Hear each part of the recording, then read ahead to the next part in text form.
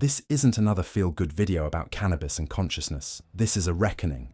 What I'm about to reveal will shatter every assumption you've made about this plant and its relationship to your spiritual journey. You've been sold a lie wrapped in hemp paper and tied with a ribbon of ancient wisdom. Today, that ends.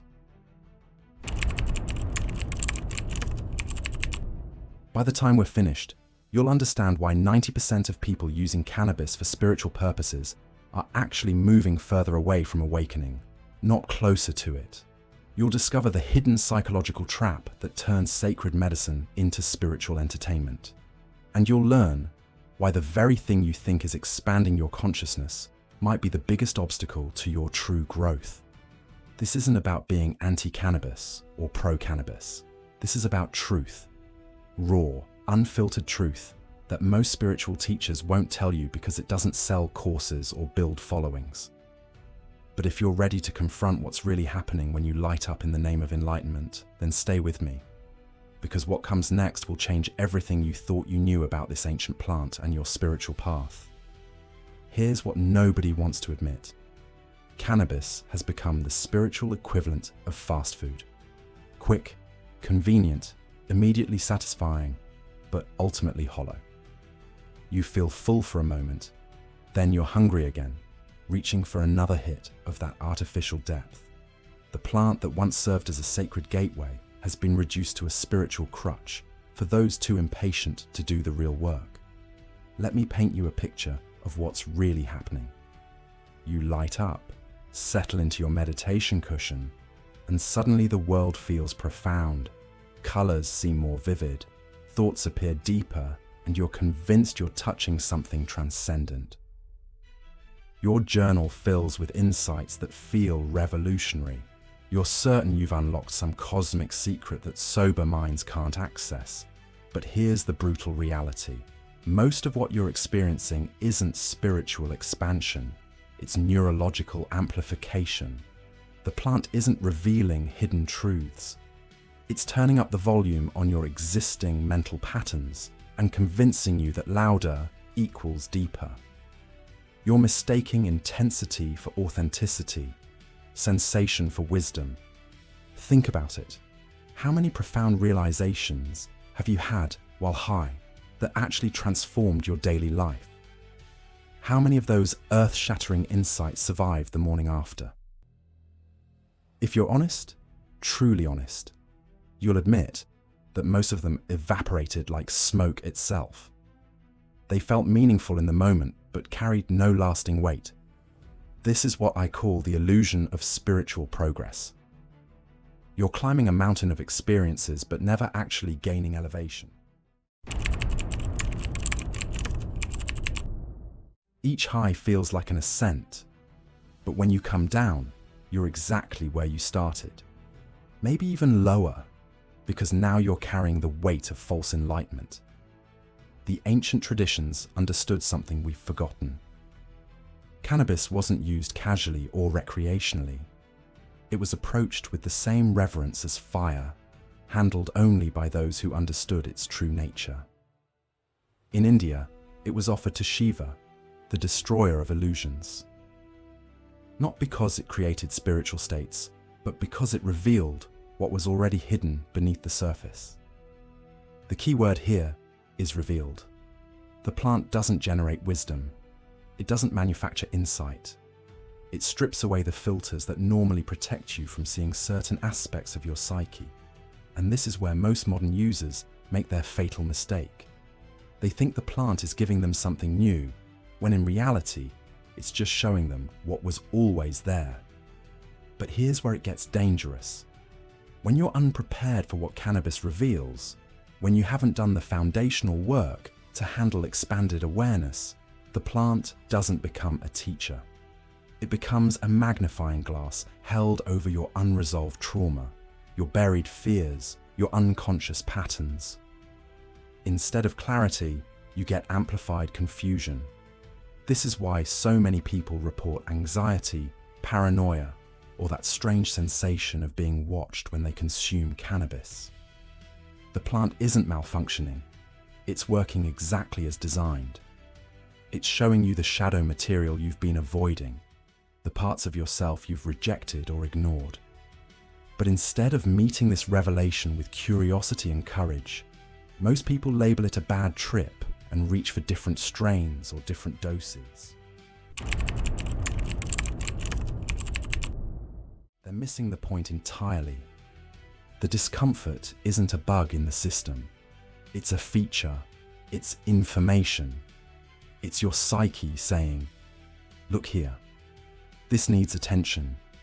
This requires healing." But because we've been conditioned to avoid discomfort at all costs, we interpret these moments as failures rather than opportunities. Here's what's really happening when cannabis triggers anxiety or paranoia.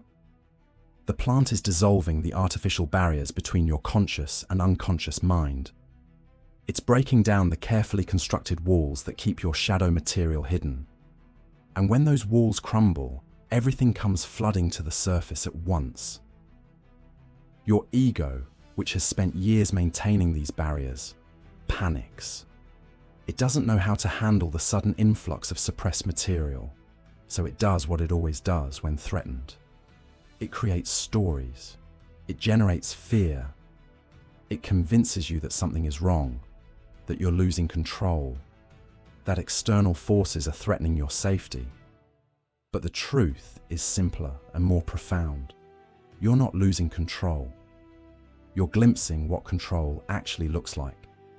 You're seeing behind the curtain of your own psychological theatre. And for most people, that's terrifying, because it reveals how much of their daily experience is constructed, filtered, and fundamentally illusory. This is why preparation was always essential in traditional contexts. Before approaching cannabis, practitioners would fast, meditate, purify their energy, and create sacred space. Not out of superstition, but out of practical wisdom. They understood that the plant would amplify whatever was already present in their consciousness. If that consciousness was cluttered with unresolved material, the experience would be chaotic. Modern users skip this preparation entirely.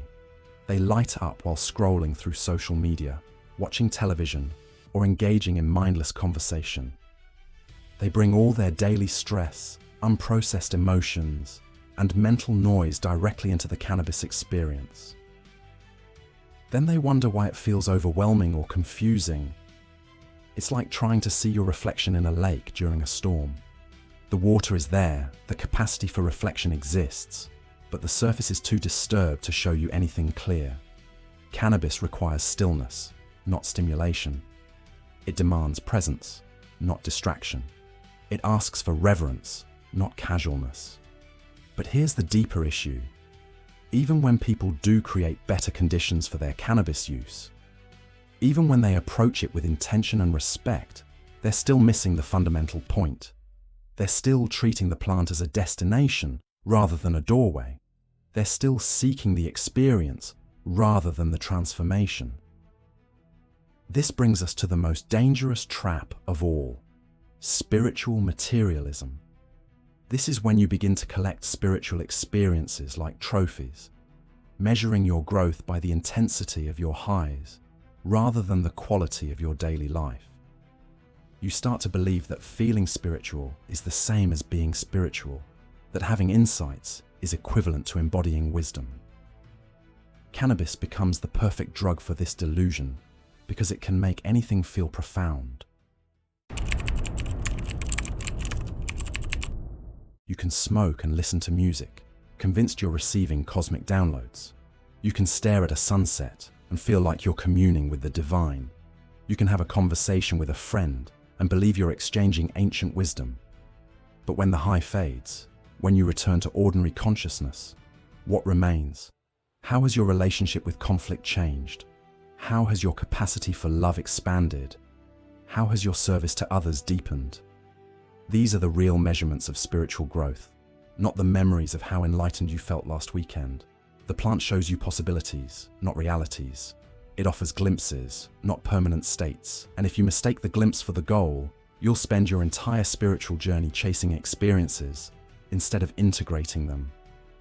You'll become addicted, not to the substance, but to the feeling of progress without the discipline of practice. This is why so many long-term cannabis users report a sense of spiritual stagnation. They've had the same insights dozens of times, felt the same openings, touched the same states of consciousness, but nothing in their actual life has shifted. They're stuck in a loop of revelation without revolution, seeing without becoming. The truth is that cannabis can be a powerful ally on the spiritual path, but only if you understand its proper role. It's not a teacher, it's not a guru, it's not a shortcut to enlightenment. It's a mirror that shows you what's already present in your consciousness, a magnifying glass that reveals the work you still need to do. But mirrors don't do the work for you. They only show you what needs attention. The real journey begins when you put down the mirror and start transforming what you've seen. The moment you realize cannabis has become your spiritual security blanket is the moment real growth becomes possible. Because until then, you're not exploring consciousness, you're avoiding it. You're not expanding awareness. You're numbing the edges of reality that feel too sharp to handle sober. Here's what separates the spiritual tourist from the genuine seeker: the willingness to face what the plant reveals without needing the plant to face it. Every authentic tradition understood this principle. The substance was never the point. The integration was everything. When you smoke to feel connected to something greater, ask yourself this: why can't you access that connection without altering your brain chemistry? When you light up to gain insight into your patterns, question why those patterns aren't visible in your ordinary state. When you use cannabis to feel present, examine why presence feels so foreign in your daily life. These aren't comfortable questions. They pierce through the romantic narratives we've built around plant medicine and spiritual exploration. But they're necessary because they reveal the fundamental dependency that most users never acknowledge. You've outsourced your capacity for transcendence to a substance, then convinced yourself this outsourcing is spiritual practice. The plant doesn't make you more conscious. It temporarily removes some of the filters that normally limit your awareness. But those filters exist for a reason. They're not obstacles to enlightenment. They're protection systems developed through years of conditioning and trauma. When cannabis dissolves them without preparation, without the foundation to handle expanded perception, the result isn't wisdom. It's overwhelm disguised as insight. This is why the anxiety and paranoia that many experience aren't side effects. They're the main event. They're your psyche's natural response to having its protective mechanisms suddenly disabled. Your nervous system is trying to tell you something crucial. You're not ready for what you're trying to access. But instead of listening to this feedback, most people adjust their dosage, change their strain, or modify their setting. They treat the discomfort as a technical problem to be solved rather than information to be received. They're missing the message entirely. The message is simple. True spiritual growth requires you to develop the capacity to handle expanded awareness without external support. It demands that you strengthen your nervous system, heal your trauma, and cultivate the internal stability that makes genuine transcendence possible. Cannabis can show you what that stability might feel like, but it cannot create it for you. This is where the rubber meets the road. Are you willing to do the unglamorous work of building that foundation? Are you prepared to sit with discomfort without medicating it? Can you face your shadow material without the plant's assistance? These are the questions that separate those who use cannabis as a spiritual tool from those who use it as spiritual entertainment. The path forward isn't about demonizing the plant or abandoning it entirely. It's about understanding its proper place in your spiritual ecosystem. Cannabis can be a powerful ally, but only when approached with the right preparation, intention, and integration practices. Before you engage with the plant, Create the conditions for clarity. Fast from stimulation. No screens, no music, no distractions. Spend time in silence, allowing your nervous system to settle. Engage in practices that ground your energy. Breath work, movement, time in nature. Clear your emotional backlog through journaling, therapy, or conscious processing. When you do choose to work with cannabis, approach it as ceremony, not recreation. Set a clear intention. Create sacred space. Remove all distractions. Allow the plant to guide you inward, not outward. Stay present with whatever arises, whether it's blissful or challenging. Remember that everything the plant shows you is information, not entertainment. After the experience, the real work begins. Integration isn't optional. It's where transformation actually happens. What did you see about your patterns? What emotions surfaced that need attention? What insights emerged that can be applied to your daily life? Without this reflection and application, the entire experience becomes spiritual masturbation. The goal isn't to have more profound experiences with cannabis. The goal is to develop the capacity to access those states of consciousness without it, to cultivate the presence, clarity, and openness that you glimpse in the high as permanent features of your ordinary awareness. This is what the ancient traditions understood. The plant was a teacher, not a crutch. It showed you what was possible, then asked you to do the work of making it real. The ceremony ended, but the practice continued. The vision faded, but the transformation remained. Most people reverse this process. They chase the vision and avoid the work. They collect experiences and resist integration. They mistake the temporary expansion for permanent growth. And in doing so, they turn what could be a powerful catalyst into just another form of spiritual bypassing. The final test isn't how enlightened you feel when you're high. It's how conscious you remain when you're sober. It's whether you can navigate conflict with the same openness you feel in ceremony. It's whether you can love with the same depth you access in altered states. It's whether you can serve others with the same clarity you glimpse in your cannabis-induced insights. This is the real spiritual path. Not the pursuit of peak experiences, but the cultivation of sustained presence. Not the accumulation of mystical moments, but the integration of wisdom into action. Not the escape from ordinary consciousness, but the transformation of it. Cannabis can point you toward this transformation, but it cannot create it. Only you can do that. Only you can take the glimpses of clarity and make them permanent. Only you can bridge the gap between what you see in the high and how you live in the ordinary. The plant has shown you what's possible. Now the question is, are you ready to do the work of making it real? Are you prepared to graduate from spiritual tourism to genuine transformation? The choice is yours, but the path is clear.